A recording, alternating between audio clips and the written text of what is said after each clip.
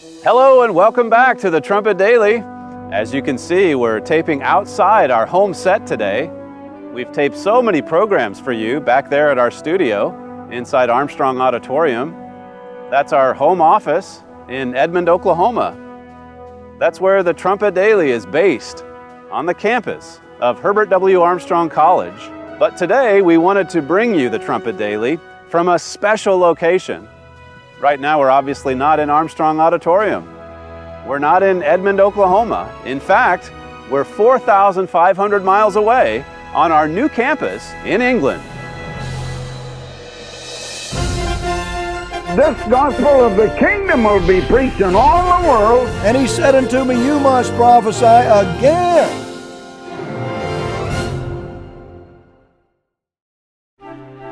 The brand new regional office, to be staffed by students from Herbert W. Armstrong College, sits here in the English Meadows, right in the heart of the United Kingdom.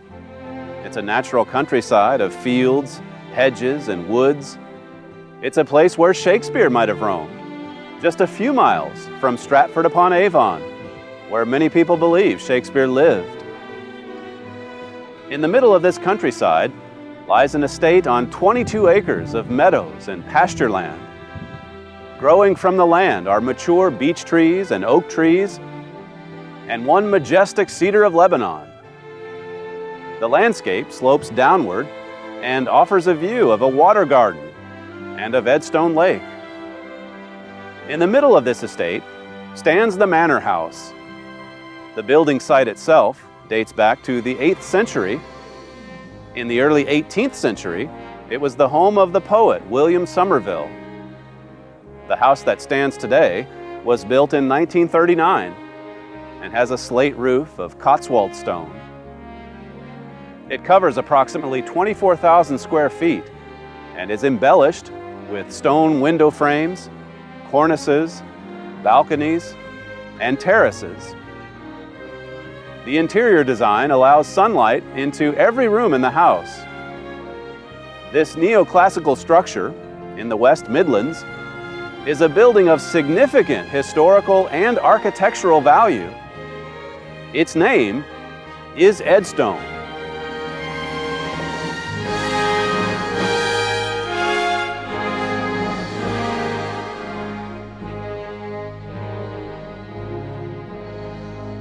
This is Edstone.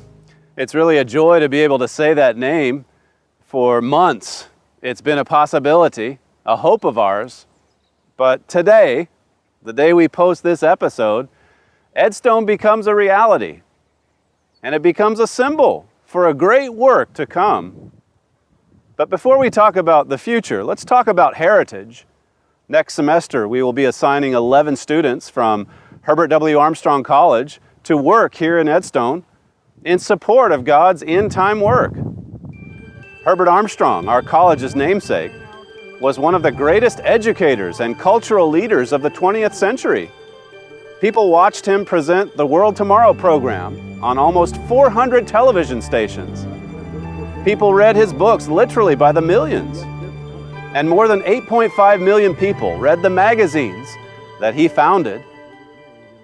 There was a 4-year period toward the end of Mr. Armstrong's life when people actually requested more than 360 million copies of literature that he wrote or edited or produced. Why did so many people listen to Mr. Armstrong? Why did so many people want to read what he wrote? They tuned in by the millions because of his message. That message was about a solid, joyful, peaceful, abundant way of life. And it was about the real causes for the events that we see in our families, in our cities, in our world. And he delivered that message straight out of the Bible. No matter your background or your predisposition, that is a remarkable work by any standard, especially when you consider the fact that it started literally from nothing. No funding, no resources, just a man delivering a message. And over the course of 50 years or so, millions of people judged that message by its merits, and they responded. It was a message that was different. It was about more than just a set of rituals or an order of worship or a set of beliefs. It was practical. It was provable. It was real life. That's one reason why Mr. Armstrong established 3 colleges, fantastic colleges. He founded 2 in the United States and 1 right here in England. That message, that work, didn't serve the colleges served the work. The first college Mr. Armstrong established was inside a single building in Pasadena, California. He called it Ambassador College, and it had just 4 students. But within just a few years, it grew and expanded and became a national award winner in beauty. The second college Mr. Armstrong established was in Bricket Wood, right here in England, just north of London. It was another beautiful campus with gardens and grounds, and of course the iconic Hampstead House and its Cedars of Lebanon. Those are still standing today. You can see the remains of that campus, as I said, just north of London. But what was astounding about all of these colleges was the life that was thriving inside of them. Hundreds of students taking classes, playing sport, participating in clubs, working, landscaping, writing, singing, dancing. And on these same campuses, staff members of a great work were not only learning and living this way of life, but were publishing it and broadcasting it and sharing it with anyone who was willing to put it to the test. The faculty and students even helped with that. That was ultimately the reason for the college program, not to just enjoy that way of life, but to share it. These campuses were amazing.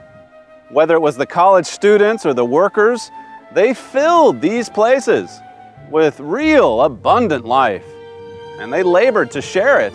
No matter your perspective, this one fact was obvious. The people and the families working on these campuses were living a solid, upright, joyful way of life. You could see that from 100 yards away. And we would still be over there at Bricket Wood. We would still, even to this day, be beautifying that campus. We would still be enhancing that culture. We would still be sharing that way of life with anyone around us, except something changed. People started losing that joy. They slowed down that work. They turned away from what they learned. They turned away from each other, and they just turned to other things. And that college died. It closed 40 years ago, back in 1974. The college shut down. In fact, after Mr. Armstrong died, the entire church that supported the college shut down. All 3 colleges, a great concert series, charitable projects around the world, cultural initiatives around the world, they all shut down. But that way of life didn't shut down. That message didn't shut down. It was still there for anyone to pick up and dust off and prove out. Now, not many people did that, but a few did. A few people took that way of life and put it to the test. Now, fast forward to today. After some pretty humble beginnings, God's College is now living and sharing that same way of life. Even here in England, as many of our students will be coming over here, as I said. What a good place this is to broadcast, to publish, to build for God. What a place to resurrect an old way of life, to fuel a bright light here in a nation that has a troubled future. When you look around you here in Britain right now, you see a lot of joylessness. There's a lot of unhappiness, a lot of darkness, frankly. It's everywhere around us, whether we're looking at Britain on the family level or the national level. Everyone in Britain and outside Britain can see that Britain needs something. People argue about what that might be, a new political party, a new public bill, a new ideology. But they know Britain's future is bleak unless something changes. And that's especially sad in Britain, because this realm has not always been like this. Britain stands for something much more glorious, much more solid, much more beautiful and joyful, frankly. This kingdom has done amazing things around the world. It has an amazing history that stretches back for centuries, in fact. It stretches back for millennia, actually. And it has a throne. It has the throne, you could say. It has a throne that goes all the way back to ancient Israel and King David. Queen Victoria knew that and said as much, but they don't say it today. So what is Britain to do? How can Britain's people come out of this trouble? Well, perhaps what you're about to see on this small campus can help light the way. It's a thrill to be one of the first ones over here to help plan and prepare this place for something so wonderful, so joyful, so alive. Right now, this building is nearly empty, this one behind me. These grounds are pleasant, but unsculpted. This place is waiting, just like Britain is waiting. This place is waiting for people who want to learn a way of life that works. It's waiting for people who want to put that way of life to the test by living it. It's waiting for people who want to share that message with anyone willing to hear it and test it out. And that's about to happen, not in a matter of years, but in a matter of weeks and months. Workmen have already started some light renovations on the inside of this great hall behind me. Then it will be ready for the work of sharing a bright, hopeful, provable message. As I mentioned earlier, students from our headquarters campus in Edmond, Oklahoma, will be helping with that. The college is here to support God's work. It's here to help spread hope. It's not an ideology. It's a way of life that absolutely anyone can prove out for himself. In a few weeks, the scene behind me will start coming to life. The numbers will be small at first.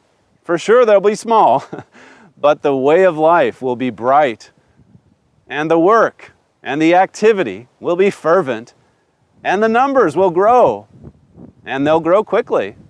You'll see bright-eyed, modest, friendly young people walking around this manor house. You'll see staff members caring for these grounds. You'll see workers laboring to publish a good message.